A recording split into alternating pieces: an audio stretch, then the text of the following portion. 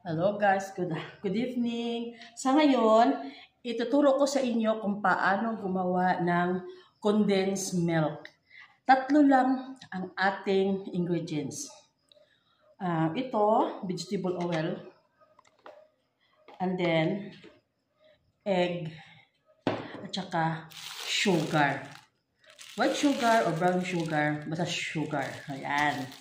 Ngayon, ipakita ko sa inyo kasi malaki itong tulong lalo na sa nagnegosyo araw-araw gumamit ng condensed milk. Ayun lang, kailangan ko lang ang follow, share. Ayan po. Mantika, vegetable oil ang mas magandang gamitin. Tapos, itlog.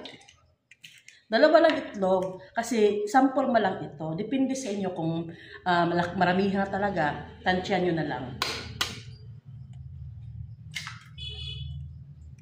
Tapos, sugar. 1/4 ito pero hindi ko siya inutos. And then, kailangan din ng blender.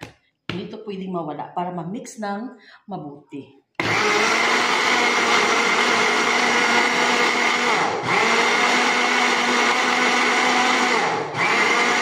Nakita nyo? Ayan.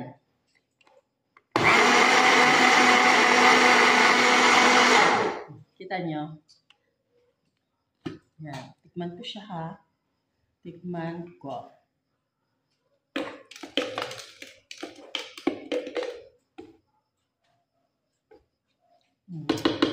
Need pa ang blender. Kailangan pa siya i-blend kasi nandiyan pa yung sugar.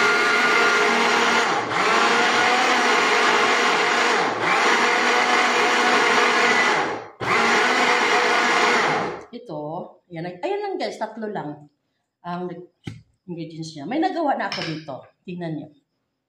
Ito siya. Ito yung nagawa ko noon na. Ayan. Mix ko siya dito ha. Condense yun lang. Ito lang nauna ko lang ito siya. Kasi may gagamitin ako nito. Kaya dinamihan ko na. Yan.